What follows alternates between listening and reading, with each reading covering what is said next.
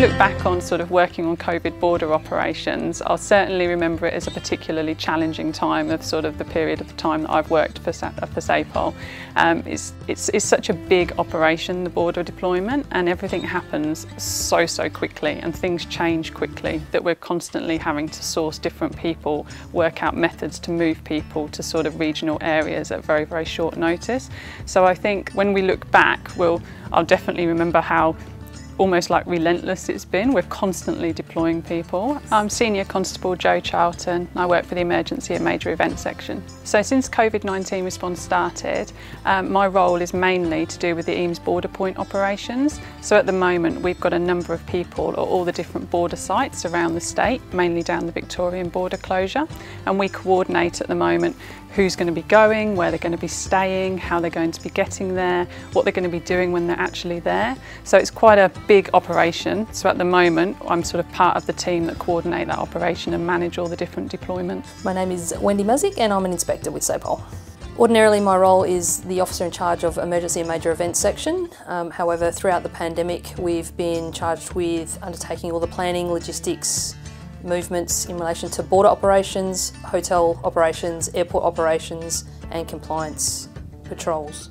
So a normal workday during COVID very much involves a multi-agency approach. We were working very closely with the Australian Defence Force to assist us in logistics and providing personnel to border operations. We have a role working with the State Control Centre Health in the planning and logistics space. It's a very complex situation when the directions do change. Traditionally we've seen the directions change at 0001 hours on any particular day, which is halfway through a member's shift.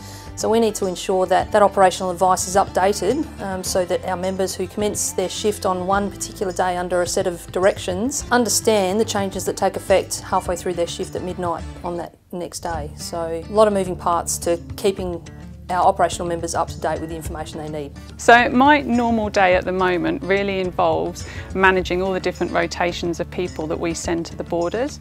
So every 4 days approximately we're sending in excess of 100 people out on border deployment, and they might be going off to do roving duties or they might be going off to work at a static site, but we have to coordinate getting all those people there. So on an everyday basis I'm generally either looking at whether they've got their accommodation booked and organising that, or whether they've got transport there. So we manage quite a sort of large-scale transport plan that involves a number of buses that we use to get people to and from all the different deployments around the state. So my day-to-day role before COVID, I'm an EMES event planner, so I would generally look after things like the Christmas pageant. I do a lot of work with Adelaide Oval and the AFL season. I'd be working at events like the Super Loop, and we would do the planning and organisation leading into sort of any major event, and then we'd often be at the major event sort of coordinating and organising things.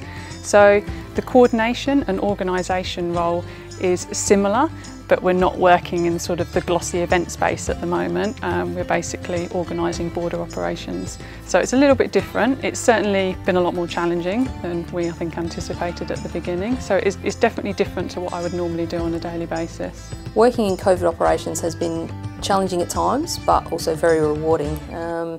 It's been absolutely fantastic working with the other agencies, but the biggest thing I've been impressed with the most is the resilience of our members to undertake a role and function that didn't actually exist 6 months ago. So our troops have been absolutely phenomenal in doing exactly what we've asked them to do, and being resilient and empathetic to the community. This is a unique situation and everyone's done so well.